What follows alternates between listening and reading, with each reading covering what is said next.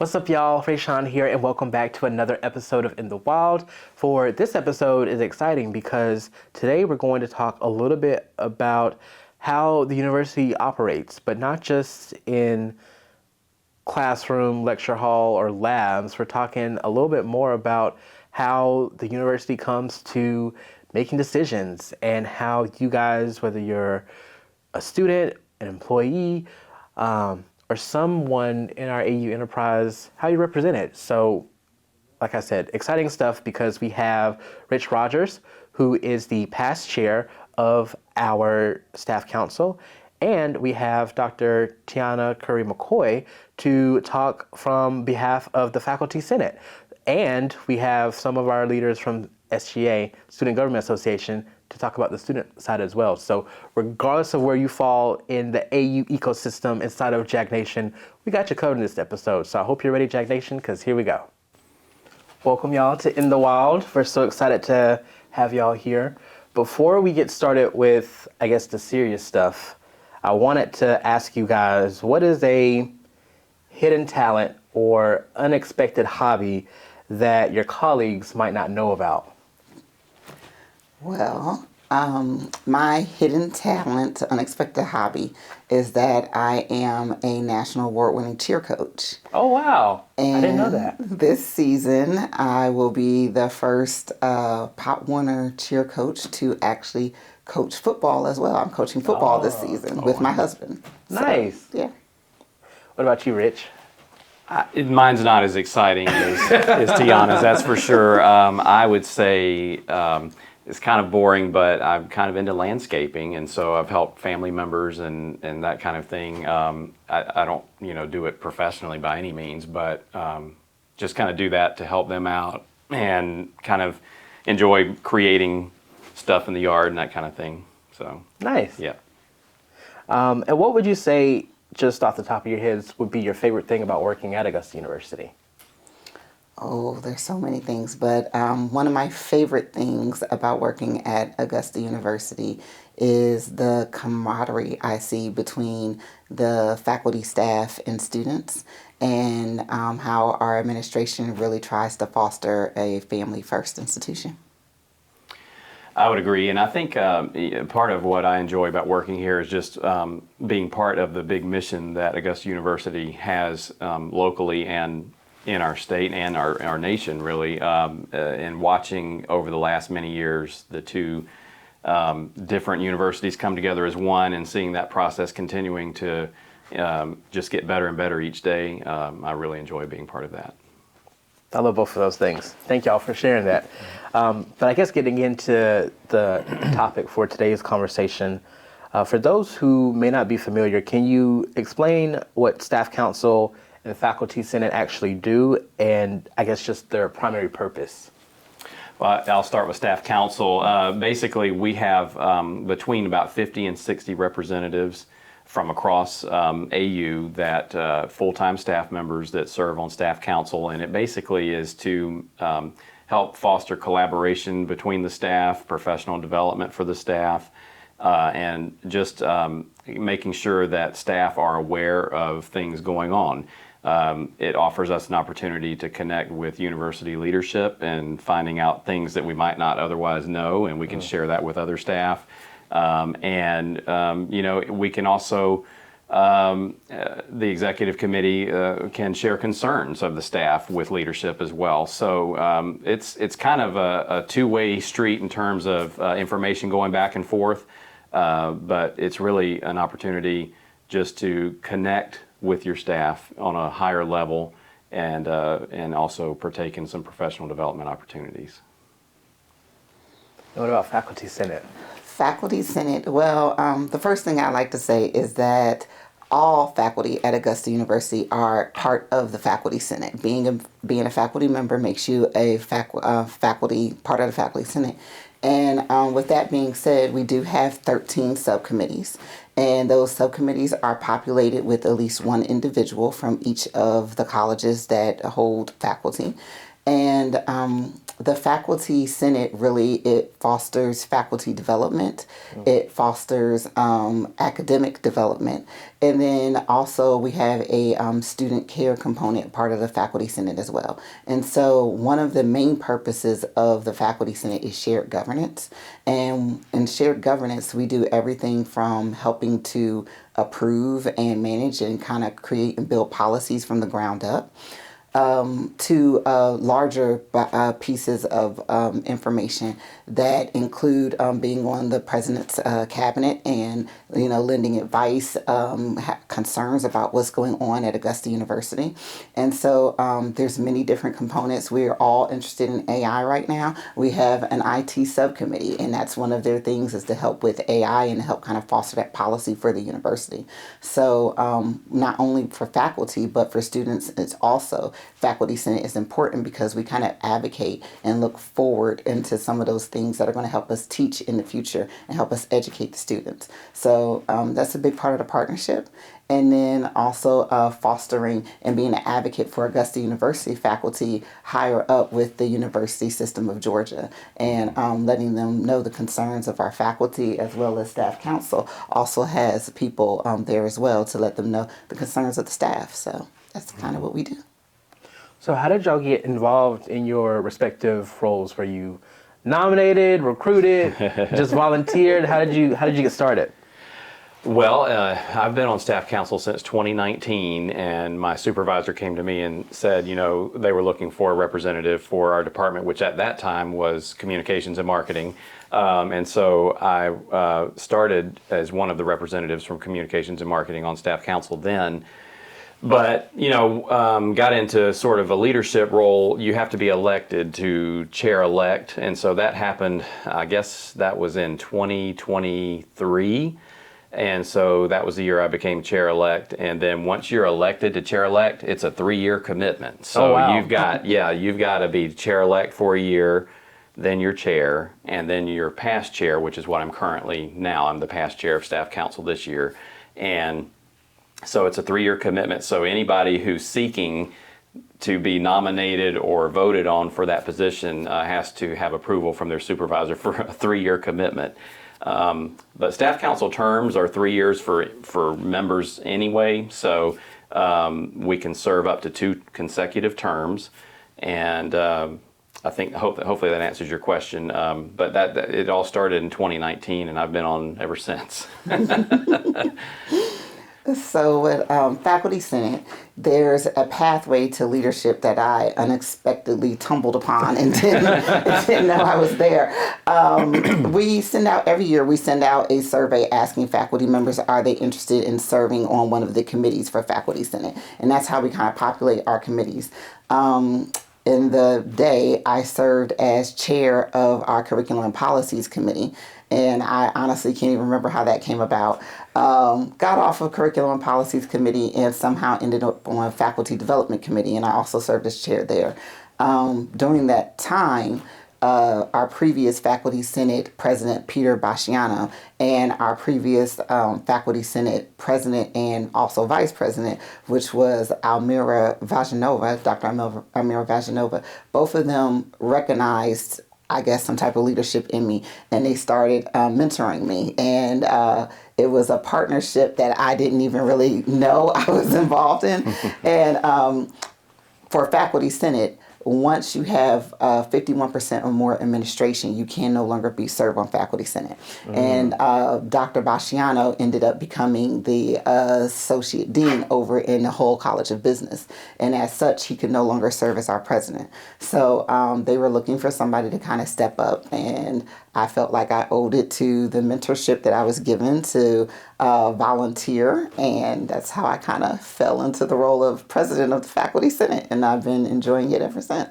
We also have 3-year terms for our executive board members, and we go by votes. So every 3 years, we can vote, and we can go and we can put our names in the hat and try again to get elected into our positions. So. Yeah, Rayshawn, I would add to that the similarly, I was chair of the administrative committee, which is kind of how that process began because it's the funnest committee of them. Is that even a word? It's the best committee of them all because you get to sort through the bylaws, write the bylaws. You've got to make all these policies and protocol for staff council. I mean, it's a lot of fun. But that's kind of how I led into chair-elect also. Okay. And what would you say are some of the most meaningful initiatives that you guys have seen or participated in the past couple of years that you've been involved? Well, one of our big initiatives for Faculty Senate was open access. And so as faculty members, we also, on top of teaching, we also have service, we have research that we do. Some faculty members do clinical. We have student success that we have to achieve, professionalism. All of these things drive faculty members.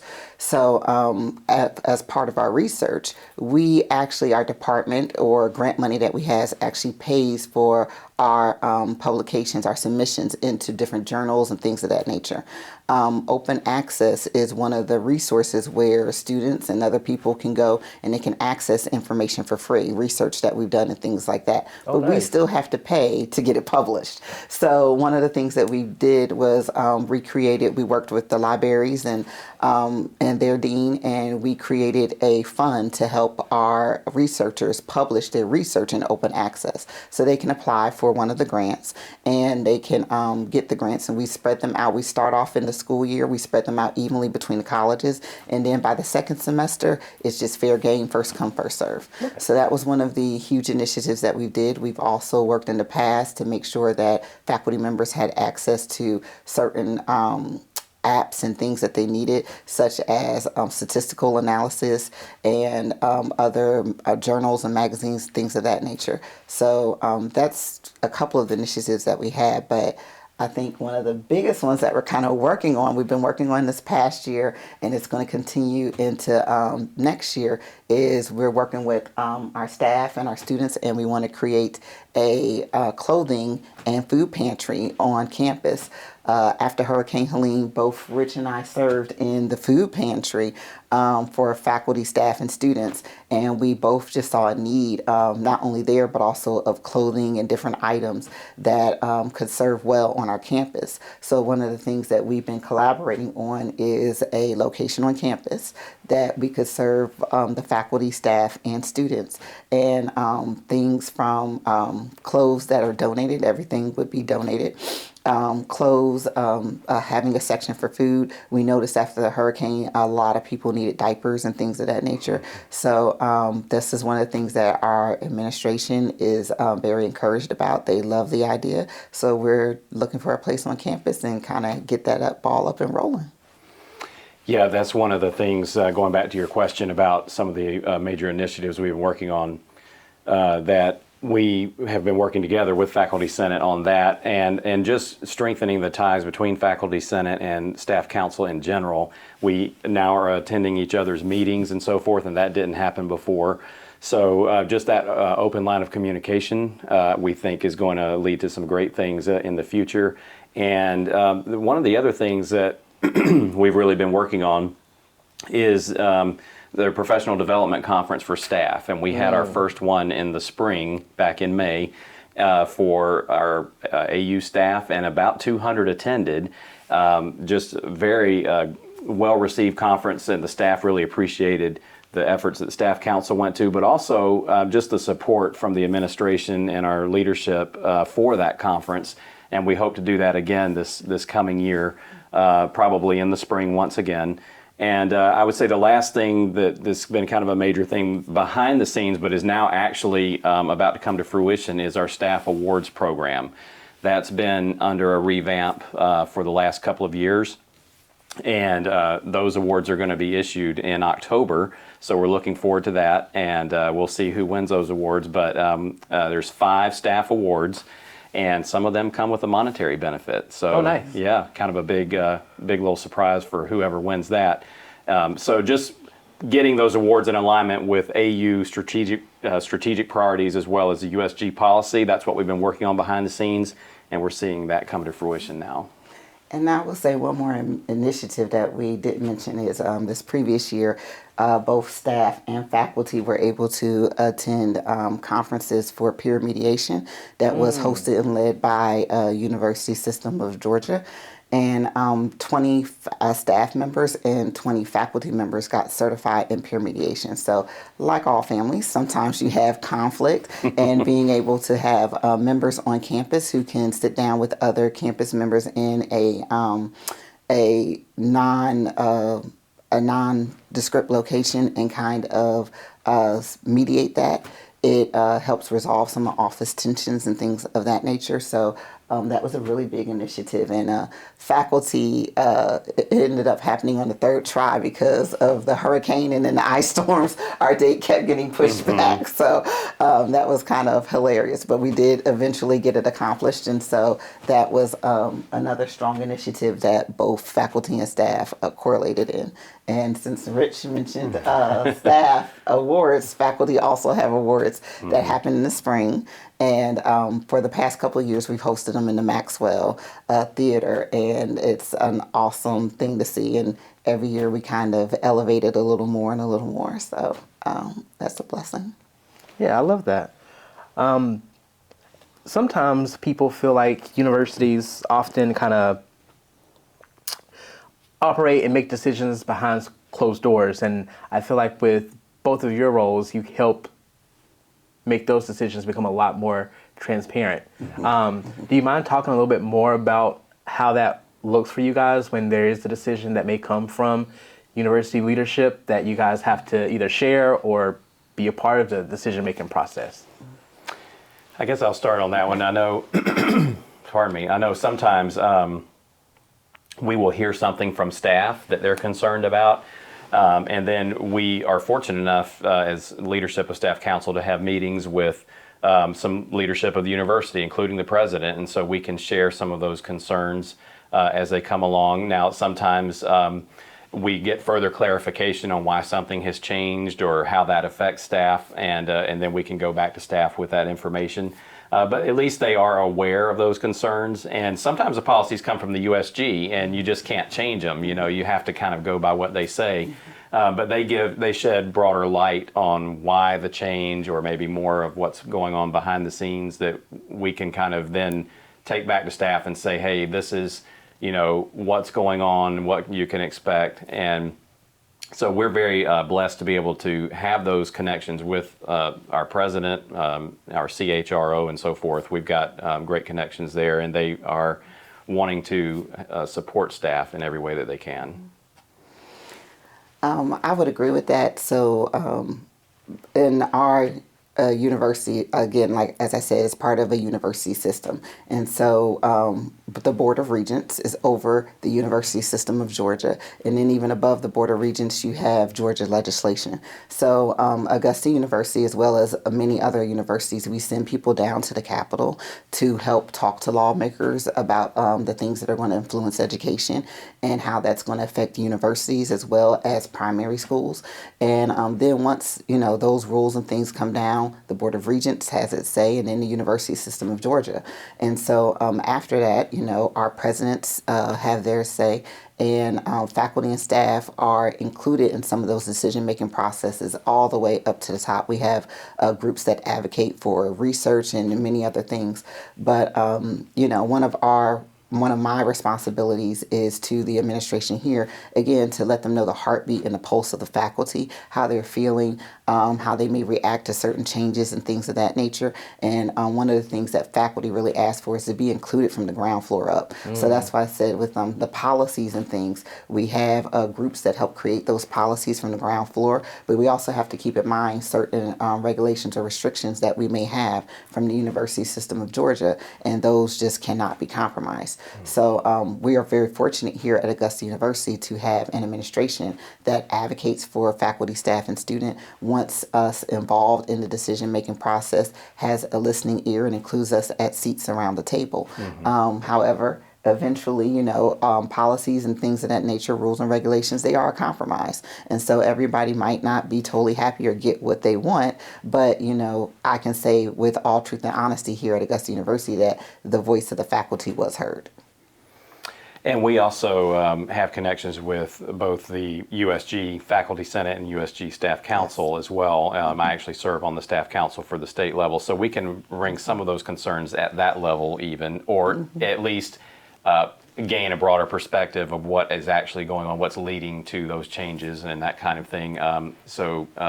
We have bi-monthly meetings with the USG Staff Council. I don't know how often y'all meet, but I know both of us are serving at the state level, and I don't know if you want to mention that coming up. I'm plugging Tiana here. Rich led into it, so I guess I'll say. So I am the chair-elect for Faculty Council for the USG. Oh, wow. And so that's a 5-year commitment. And I'm excited about that. It doesn't negate my service here at Augusta University, so I can still serve as a faculty senate chair here. Hannah Bennett, who is currently our VP here, she will hold my voting power at the USG level since I'm on the executive committee.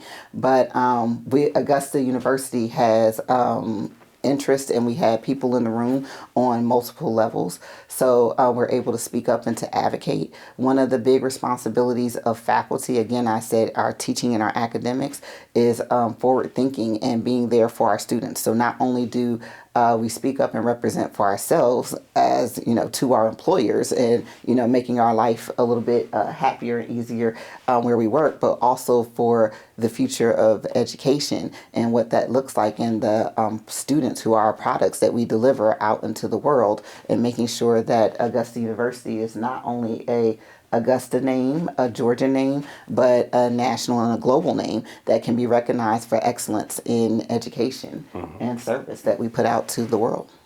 Absolutely. And just thinking about Augusta University, like the AU enterprise, we have over 30,000 employees. I guess from y'all's perspective, what does that look like in terms of trying to make sure everyone feels represented and heard and getting feedback from the, 30,000 folks that make up our enterprise? What does that look like for you guys? So I will say, as far as faculty and students, I am probably one of the most open and communicative leaders around. And I say that because just about every large meeting or group that we're at, I include my cell phone number. I actually have my cell phone number in my signature of my email. So I encourage people to contact me at all times of day, on weekends, or, whatever it is, and really to be a listening ear and to find out what's going on. Augusta University, we're the conglomerate of Augusta State and MCG, but we have campuses that are downtown. We have campuses that are farther out. We have satellite campuses on other universities.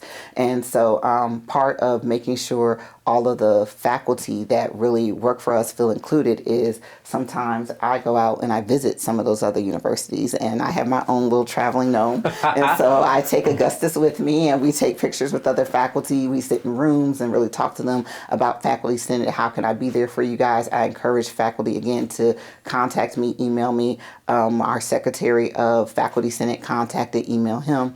And as soon as we know of a problem or issue, we're right there trying to help handle it. So an example of that was when we merged kind of with Wellstar. Some of our faculty members were concerned about what was happening to their contract, and some of the language in the contract just didn't seem right initially.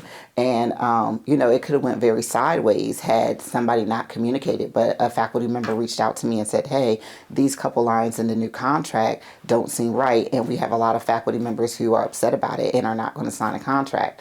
Immediately, I was able to talk to the provost and say, this is what's going on in this particular college. They looked at it and talked to our lawyer here at Augusta University, and it was cleared up within a matter of 2 days. So when we have open communication, we can work that much harder for our faculty, staff, and students, and move forward and make sure that, again, the administration at the top, who might not know what's happening on the ground floor level, are aware of what's happening and can make actions and move forward to make corrective measures and help their community. And as we get close to just wrapping up here, going off of what you just said, has there been any other moments where you just got home from work and been like, this is why I do what I do? Like conversations or experiences that you share where you're just like, this is why we're involved in. So I would say during Hurricane Helene, that was a big impact not only to Augusta University, but obviously to our community and Augusta as a whole, and throughout our state and several neighboring states that were impacted and hit by the hurricane. And so being a part of the Augusta University Food Bank at that time and seeing people who came in, again, not just for food, but other supplies. We had toothpaste, diapers, baby formula, things like that. And seeing people say, I need, or at this current point in time, I have 4 family members living with me who each have kids. And while I may be retired and don't have kids, I need diapers now because there are children in the house. Being able to help those faculty members and those staff and students out, I think really impacted me largely. But at the time, I needed dentistry work done and ended up traveling to North Carolina. And when I was at North Carolina, one of our dentistry professors here, his student owns her own dentistry practice in North Carolina and actually ended up working on me. Oh, wow. Small world. Very small world. And so, having that connection, and she said, oh my gosh, tell him I said hello, I miss him so much. He was a great mentor, and I sent him an email and he was just, astounded that the student, remembered him and really, sang his praises, and he remembered her, obviously. So that connection right there, again, we change lives and save lives all over, not only in the Augusta area, but, the larger Georgia area. And as I said before, nationally and globally, we have faculty members, we have staff members, we have students that have gone out into this world and are constantly changing and saving lives every day. One of the biggest things that meant a lot to me looking back over the past year was that staff professional development conference. I mean, staff were eating it up, and they were so thankful that we were able to provide that. And it's not cheap. It costs money. Mm-hmm. We have support from our leadership to help with that. And we have support for this year to do the same thing. And just hearing the feedback that we got from that, not only the day of the conference, but after the fact, we had well over half of the people that attended fill out a survey after the fact. I'm thinking it was even more like maybe 3/4 that filled out the survey. And just great results. Now, obviously, there are areas of improvement that were suggested, and we're taking those into consideration. Mm-hmm. But the overwhelming feedback was, thank you for doing this. And it makes the staff feel appreciated. And, we've been through some hard years with COVID and things of that nature, and people, hurricanes and so forth, and people are kind of feeling at times a little disconnected or a little unsure of what the future holds. But when we were able to bring something like that together for our staff, and not just for staff, we did have faculty come and speak, I will say, but it was just for staff, and they really felt appreciated, and that makes me feel good, makes me feel like I'm doing something worthwhile. I will also mention that staff have their own newsletter, yes. And so does faculty. The faculty newsletter comes out monthly, and it's called The Tea with Dr. T. And one of the things that I do there is try to make sure that we can each be siloed in our own colleges. It's very easy for that to happen, to come to work and kind of do our jobs in our office or in our classrooms or wherever, and then leave and not really know what's happening at this college, the dental college, or what's happening in the business college or Pamplin, or the libraries and things of that nature. So every month we try to feature a different college, feature a different program here at Augusta University, and really showcase our faculty and what they're doing. When I travel to other places, again, I take Augustus with me. I take swag sometimes from some of the different colleges, and I hand it out and distribute it, and get parents and students interested in our college and the different things that we can offer. One of the most special moments to me was I took items from the School of Dentistry to Indonesia when I traveled to Indonesia for a vacation. And I gave away swag from the School of Dentistry and business cards and information, and told students in Japan and in Indonesia about the School of Dentistry. But while I was walking around town, and all I had with me was, they had mints that they had given me, tins of mints. Mm-hmm. And a lady was panhandling with a baby. And the only thing I didn't have any money, I didn't have anything with me. I had the mints from the School of Dentistry, and it's not much, but it is a little something to hold somebody over. And I was able to give that to that woman and that child, and they were so appreciative for that. So again, we are reaching out, making connections internationally, nationally, locally in our community, and that's a big deal. That's the reason why we're here, is to affect change. I love that. And last question before I let you guys go, for someone who's interested in getting involved in either faculty senate or staff council, what would you tell them? Oh, I would say contact us. We are always looking for faculty members to get involved and to help make a difference. We do send out a survey once a year. That survey goes out in the spring, normally in January or February, to kind of ask if people are interested in what committees they would be interested in serving on. But we do need difference makers. We need people to kind of step up and take those leadership roles on those committees, bring us ideas, let us know what faculty are thinking so we can advocate for faculty and move forward. So again, you can reach out to me, my cell phone number and my email, cell phone 336-254-4781. I give it away freely. So just let me know who you are. If I hang up on you, because I hang up on telemarketers, text me and say, Dr. T, you hung up on me. This is who I am. But just let us know and we will be happy to place you where we can.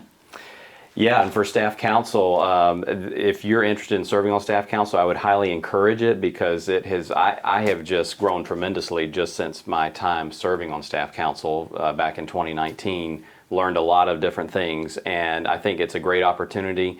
The way that you can begin to serve on staff council, the first step is to talk to your supervisor. Go ahead and be doing that now, because we have elections in the spring, and so we'll have a nomination period prior to the election, and if you're interested, make sure your supervisor knows so they can nominate you for that role, and then we will have an election, and that's how we fill those slots on staff council. And we are making sure that we have a proportional number of staff from each executive vice president, on down, representing staff on staff council. So we're trying to make sure that we get a broad range of folks on there from different areas of the university. So I would highly encourage involvement. And of course, if even if you don't get to serve on council, come to our events. We have staff appreciation days. We have staff professional development. We have brown bags. So, come in and get connected that way. And then you can kind of see what is going on with staff council and maybe join in the future. And along with events, I will say one thing for faculty is that it can be a way, forward-moving pathway on your career. Many of the people who have chaired on Faculty Senate have been taken away by administration and are now associate deans, assistant deans. Pathways have been created for them to be in administration. So, administration looks and they see these leaders and they see, the wonderful work that they're doing on campus and take an interest in them. So we obviously always need more, because our good faculty members are being swiped up right from under my nose. So please volunteer. Well, thank y'all so much for being here, and for everyone watching, stay tuned because we got more coming up soon.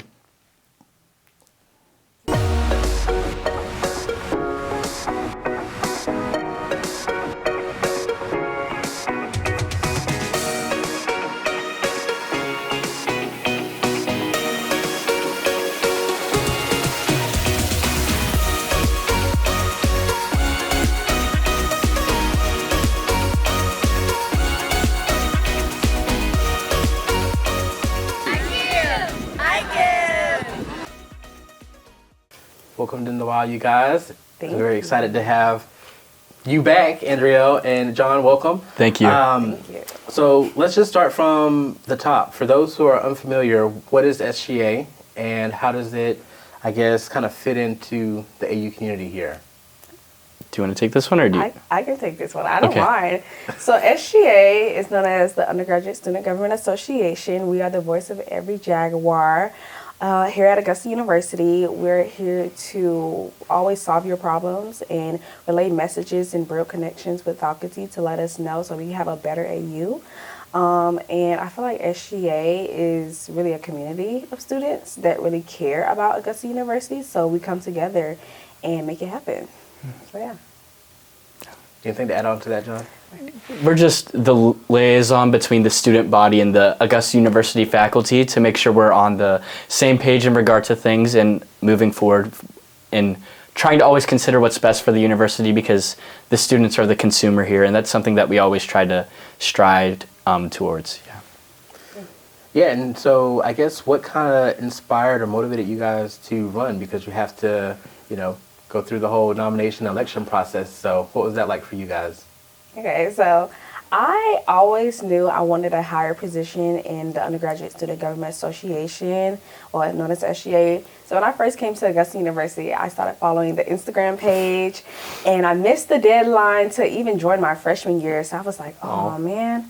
And so then I came back my sophomore year at the end of my freshman year, and I applied on Instagram with former President Dee Mallory, and we just selected people. He selected people from there. And I came to a meeting and I fell in love with the community and the writing of the legislation, and I had fun. And so eventually I was in SGA for 2 years, so my sophomore year and my junior year, and I was like, this is my last year, I have to do it. So I didn't have anyone to run with, and at that point I was just working really hard in SGA, and then former President Janessa hooked me up with John, and I was like, oh, John? So yeah, that's how my journey came in SGA. Mm-hmm. So yeah. For me, I feel like I've gotten a lot out of the student body in the university. I mean, I served on our homecoming court in 2024. I'm a part of a fraternity. I'm an orientation leader. And those are all things where I'm kind of on the receiving end. And I wanted a place where I could plug in and give back to this university that I feel like's given so much to me and has developed me so much professionally. And this was the best way for me to do that. I talked to previous presidents, previous people who have held positions of leadership in the SGA, Andrio, and they just all influenced me and showed me that I was like enough to do the position, because I didn't feel like I could do it at like the start. It was kind of like an imposter syndrome thing, and then kind of going from there and realizing that I can do this, and now I'm here. Yeah, for sure. And for those who are unfamiliar, why would you say SGA matters? Like, what value does having a body of students to represent the student body, does that hold any weight? It definitely holds a lot of weight. The other day I just met up with President Keene, and we talked a little bit, and he talked about getting a few things done, and I was like, I would love to work with you on that, and he said he would love my help with it. So just having these connections that are hard to kind of foster on your own sometimes, even though that we have such a great community of faculty, these just face-to-face interactions are so important, and it's just a great space for us to create those within the student government. Yeah, I would definitely agree, because I always thought that in order to be SGA vice president or SGA president, that you would have to be so close with faculty. And a lot of people were like, well, why is she running? And I'm like, I'm running because I'm running for the students. I'm not running to work directly and be under faculty, because I'm not faculty, I'm a student. So I ran specifically for my position, being vice president, so I can work with the students, because I like being on the ground, seeing the students, talking to the students, interacting with them, and getting those problems out. And and so I feel like being vice president is about being on the ground with the student body. So yeah, it's really important, especially for our organizations. Right, and with even me being one of the former SGA presidents, I feel like at the time, and maybe y'all still experience this too, like a lot of students are unfamiliar about how campus operates. Yeah. So just from y'all's perspective, can you talk about how maybe a student who might have a complaint or experiencing some issue might reach out to SGA to help them advocate for them or resolve their issue that they may be having? So most recently, last year, I was the communications chair for SGA. I took over the Instagram page and ran it for an entire year. I would wake up every day and check the Instagram page. And there would be students DMing us, telling us problems and issues that you would never think that will come to an Instagram page. I thought communications chair, you just take pictures and have fun, but no, I really had to have a strong connection with the former vice president and president of SGA, because you have to relay these issues, and they will call a meeting, say, hey, this is an issue, we need to get this solved. And being a senator, you wouldn't think that would happen, but it was very serious. And I personally chose the position of vice president because I wanted to solve those problems. I wanted students to know that they had somebody to come to, because I like to have a good time, so I kind of gravitate people. And so, you know, I'm a very funny person with my friends and my community around me. So it was easy talking to my student body and like, hey, like, I'm sorry you're having this problem. Like, yeah, we're going to get this solved like soon as possible. So they matter. You can always just reach out to us via Instagram or via our emails, sgapresident@augusta.edu. I'm checking it every day, like she checked the Instagram every day last year. That's why we're here. That's why we were elected to these positions, to assist and speak on behalf of the student body, and we can't do that unless you're emailing us. So just email us, message us, anything, and we're here to help. And we can, if we can't help you directly, we can direct you to the person that can help you, whether it's the dean of students or even a different university administration. Yeah, like I remember during my time, there were some students who, I don't know, I feel like just at the time the university was going through so many changes, so like everybody was just on board with protesting like everything. So anytime there was like a issue or a complaint, like everyone was like, well, we're going to just gather together and we're going to protest. We're going to be outside of Bellevue or, you know, meet outside of, you know, the JSAC or whatnot. And I remember at the time when I was like legit like in office as president, I was like, because we were in I think University Hall, I was like, well, you can just like, you just tell me, like we could just connect and we can just talk more. Like we don't have to. And that's not saying, you know, students can't protest or shouldn't if they feel like they need to. But like a lot of people were so quick to do so many other things where it's like you're just missing talking to the right people in a lot of cases. But shifting gears a little bit, let's talk a little bit about, I guess, some of the things that you guys might consider some wins. So whether just looking at the past year for you guys, just some highlights of moments that made you really proud to be a part of SGA and just representing the student body in your prior positions. Okay. So I have two that I'm really, really proud of Augusta University and the Undergraduate Student Government Association. One of them would be the Pop Pantry at University Village. I was a first-year senator when that idea came to be, because a lot of our students didn't have access to food. Like food insecurity was a real thing, and I've never experienced it until like I started talking to my peers. They're like, hey, like we don't have transportation on the weekend. And I'm just like, oh, so like what do you eat? Like those type of things. Oh, I'll just Uber Eats or things of that nature. And so working with President D. Mallory, former President D. Mallory, I was on him on really hard about like making sure that University Village had a pop pantry and the students had food.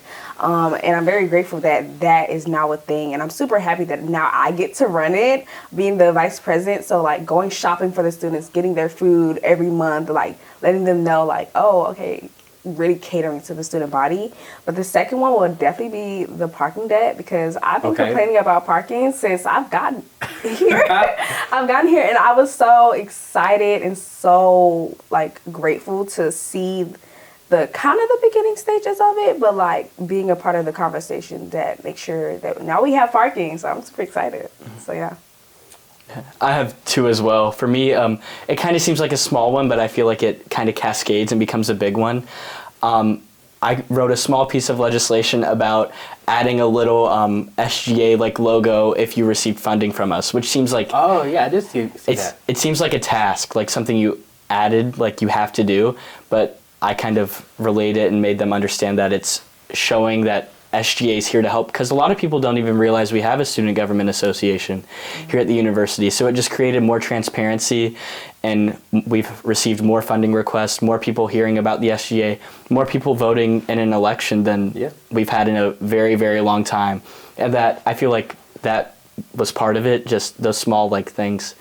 And then another thing that's been really fun to be a part of, and I consider a win, is being a part of all these big changes up with President Keene's executive cabinet and what's going on there. It's really exciting to be a part of these interviews and have a voice in these interviews, and just get to be a part of the team that kind of picks what's going to happen with the university administration, which is really cool. And I'm curious to hear from you guys, like, what is that like when you see these issues that either you personally may have brought up or someone may have came to you about, and you get to see them resolved, or you see the university kind of take action on it? Like, what is that like for you guys? It's just so fulfilling. I mean, there's no way to really describe it. Like the feeling you get when like something you brought up, something you addressed, or an idea you came up with happens. It's just great. I mean, that's the best way I can describe it. It's so fulfilling.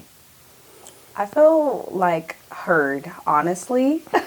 Like, I know it's not like, oh, you feel heard, but I feel heard, especially with the entrepreneur fair. Like, that was a piece of legislation that was written in the fall of last year, and it was executed in the spring. And I'm just like, wow, I feel heard, and I love that.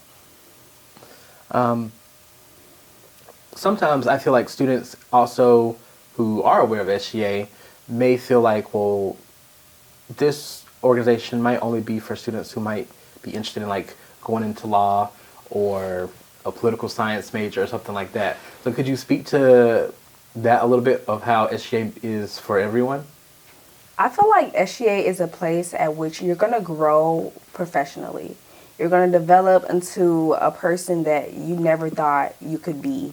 SGA teaches you about time management, responsibility, public speaking. It teaches you how to really build a connection. And one important thing that it recently taught me, that you can respect a person and have two different beliefs. Mm-hmm. And it may not impact you, but it impacts someone you know. And that is something SGA really has taught me. Mm-hmm. Myself and Andriel, speaking of that, don't agree on several things, but we also agree on a lot of things. And that's a prime example of that. And that's why I feel like we're a good pairing of president and vice president, because we have opposing beliefs and we can challenge each other and come to the best conclusion for the entirety of the student body instead of just one side or the other. Right. That's something. And then as for like non-political science, non-law-based majors, one of our biggest populations in the SGA, our biggest population of majors is people in the School of Science and Mathematics. It's just such a big population, and it's because these connections that you can form in the SGA with faculty and administration are just so important and so crucial, and it's just really great for really anybody. Yeah, for sure. So yeah, if y'all are watching out there, any major is welcome. So let's talk a little bit about some of the other functions of SGA, because obviously advocating for students is probably the biggest piece, but you all dive into other aspects as well. So do you mind talking a little bit about how you might be able to help student orgs or individuals with like funding? So this is my favorite part of SGA. And the reason is because we get to connect with the student body, student organizations. So SGA provides registered student organizations with SLE. They get up to $1,000 per semester for events. Your events have to be open to all students. Another incentive we do have is travel requests. So if you're going to any conferences, anything that will improve you professionally, academically, SGA will fund, I believe, is $500. Mm-hmm. It's $500. I think we actually just increased that because we pay for like reimbursement, so airplane, food, housing, anything of that nature. But it's the key essential for me is seeing the students come to us and ask us for this funding because they're so passionate about it. I really believe our Senate is very compassionate this year because they respect each other and they respect the students that come to us and like, hey, I need this funding because I want to go to this conference so I can improve in this area or show my research that I've done here at Augusta University and show other people around the world. And I think that's so amazing that we have a part in saying yes or no, but we've rarely told anybody no because we want everybody to succeed. So we're like, yes, like have fun. Like we're all clapping and joy of you going to become better. So yeah. Mm-hmm. Please come and take our money. That's why it's here. We have the money, which is from the student activity fees that you all pay for in your tuition, and it's for you to use. The student activity fees is for the students' enjoyment, and just the SGA is a direct example of that. All of our money and funding goes directly towards bettering the student body, whether it is, like she said, paying for a travel request for a conference or just a fun club event for your student organization. Yeah, and I'm sure y'all are also on a number of committees as well. Internally, but also, John, you probably, as you mentioned before, search committees and a little bit of everything, I'm sure. Yeah, the search committees, like I talked about previously, those are really, really cool to be on. Having a seat at like really any table is really important, especially with these changes going on, like politically in regard to higher education. Having a seat on any table from a student perspective, I feel is very important. And that's something the university has done very, very well. Being a part of the student activity fee committee, getting to decide where our student activity fees go to, like I just talked about, is really cool as well. Is there any other misconceptions or things people may be surprised that SGA is involved with that you guys don't often get to talk about? I mean, at the end of the day, I hate to say we're like an organization, like technically a club, but we're technically a club. It's really open to anybody, and I feel like some people get a misconception, like if you don't have a background in student government in high school, or you don't have a background in politics, like you said earlier, you can't get involved in the SGA, and that's just not true at all. We want people from diverse backgrounds and diverse perspectives because that's what creates these good conversations. People coming from different backgrounds and being able to discuss from different viewpoints that you often don't get yourself. Right. And so a little bit off topic, but I want to say still relevant, but like because you guys are really busy with SGA, because as someone who experienced it, like I know how much time, especially how much time you also want to put, even if you don't have the time you want to give. How do you take care of your mental health and just time like outside of taking care of the student body? How do you take care of yourselves? Me personally, I love a good nap. I'm right. not gonna, anytime I can get a nap in, I will gladly take a good nap. And another thing, I like hanging out with my community, my peers. Me personally, if you're really passionate about it, you won't get drained.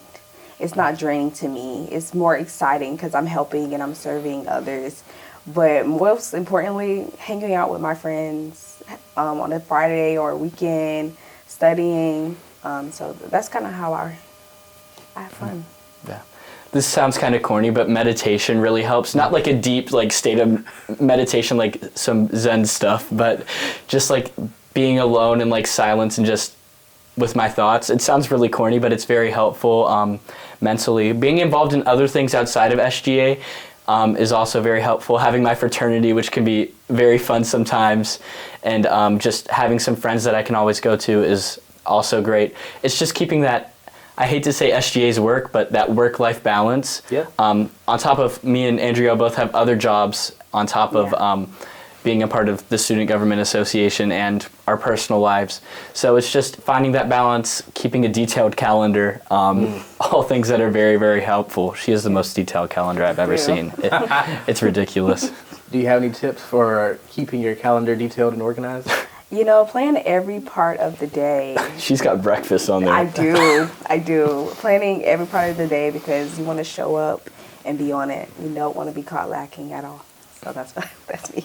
No, I got you. For me, for my calendar, I color coordinate it. Me too. It's all pink. Okay, twin. but yeah, like so for like my podcast and stuff is one color. Working with different things that I'm involved with, like they all have their own color. So it kind of gives me that visual of like, oh wow, if I'm doing a lot of podcasting stuff this week, then I know I need to do something to take care of myself because podcasting takes a lot of work. Right. Or, you know, vice versa, depending on how many colors I have on my calendar that week is how many hats I'm wearing. Any other tips for you, John, for like just taking care of yourself? Like you said, a detailed calendar is really important. Prioritizing your mental health. I like to say if you can't help yourself, you need to help yourself before you help others. That's a big thing that I try to focus on. Sometimes you get so focused, especially in a position like we're all in and assisting and helping out for the community. You focus so much on helping these other people and sometimes you forget to take care of yourself. And that's something that's seen a lot and just always prioritizing your own mental health is really important. And yeah. I like that. So what does success look like for you guys this year? Like, are there any big goals that you're hoping to accomplish that you feel comfortable sharing? You can go Okay, first. so one of two big goals that I hope that the SGA will accomplish, probably three actually. Okay. Now that I just thought about it. I want us to have more funding. I want the student body to know that they can come to us anytime, any place, any senator, and say, hey, I need funding for this, I need funding for that. And the second thing that I'm really looking forward to is the leadership certificate with the one and only Rayshawn. I really want our senators to grow as leaders, and I think this leadership certificate will really do that. And the last thing is the entrepreneur fair for our entrepreneurs, our student businesses. We're looking to have another fair this year. I'm glad that we wrote that piece of legislation that makes this annual, so the students know that, hey, they support me in my business. And so, yeah, I'm looking Yeah, I forward. thought the entrepreneur fair was like a brilliant idea, because when I saw that the flyer on social media, I was like, we do have a lot of entrepreneurs like here on campus, whether it's someone who is just services students with like doing their hair Yeah. or nails or whatever the case may be. Just like, I was like, yeah, we do have a lot of entrepreneurs on campus. So like bringing all of them together, I was like, Yeah, I cannot take all the credit. It was my communications team last year, along with the Leadership 2000s course with Dr. Huggins. They came up with the idea as well, and we collaborated, and we made it a success, and I'm looking forward to having the event again this year. So, yeah. what about you, John? What does success look like? There's a few things that I can't talk about yet. One thing that obviously everything Andriel said is something that we're both working on and we're both really, really excited about. Hopefully the bookstore can be seeing some cool merchandise soon. That's something to keep in mind. And also this new market on the in Greenblatt on the health science campus, Augusta being like a food desert, I think is what it's called, or A food swamp. Food swamp, that's it, the opposite of a desert. Augusta being a food swamp, that's something that's really cool and something I'm very, very excited about, having a little market in Greenblatt on the health science campus where a lot of our residents are. So, yeah. I'm super excited to think that that actually was an idea thought through during the SGA retreat. And we wrote a piece of legislation. It was a fake piece of legislation, and now it's a real thing. It's super cool. It is really cool. Well, thank you guys so much for chatting with me. I hope everyone watching will get involved in SGA, whether you want to join as a senator or reach out to these guys with whatever, I don't know, hopefully not just complaints, but positive news as well. Tell them things that are going well. But yeah, thanks y'all for chatting with me. Thanks for having us. All right, y'all. I hope you enjoyed that episode. I certainly did.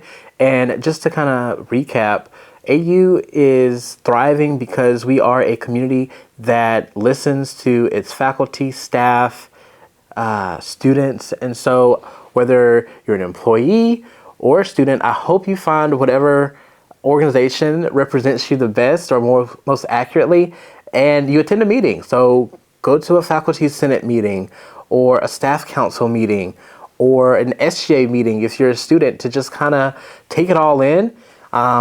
Use those folks. We talked to Rich, Dr. T, Andriel, John, to learn a little bit more about what their organizations do. And yeah, get involved in some way, even if you're just attending their meetings and events, or if you want to take on a more leadership role. I hope you enjoyed this episode. I know I did, like I said before. And until then, Jag Nation, I will see you guys in the next one. Go Jags!